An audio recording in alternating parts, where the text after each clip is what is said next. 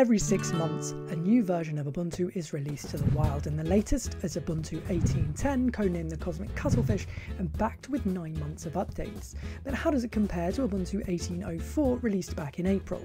Well, we're going to find out.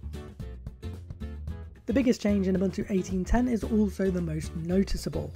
Ubuntu comes with a brand new theme called Yaru. Gone is the aged ambience and the brown, and in comes a sleek and stylish modern theme with flat elements. Although it's subjective, I personally find Yaru quite pleasing on the eye. Although the mix of so many bright colours shouldn't work, with Yaru they do. Yaru is a full top-to-bottom refit, touching every element of the Ubuntu desktop, including the GNOME shell, where it uses this nice black semi-translucent effect to great effect. A new theme needs a new icon set, and Canonical have duly obliged, choosing Suru, inspired by the Ubuntu phone project, as the new default. It makes use of a squircle shape, giving a uniform and consistent appearance. Alas, some apps have been left out. There are a raft of things you can do after installing Ubuntu, but getting your online account set up is certainly one of the top ones, and Ubuntu Welcome, the first run app, now nudges you to do this.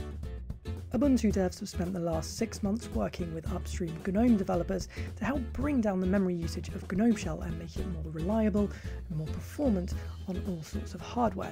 The result is lower memory usage and also smoother animations. A minor change you probably won't notice is that hardware panels in the Settings app are now dynamic. When you don't have the hardware to go with the settings hide themselves. Very clever. If you like your music, or indeed your YouTube videos loud, then you'll definitely want to check out the over-amplification option now available in the sound settings panel. Just toggle it on and you can crank the volume up way past 11.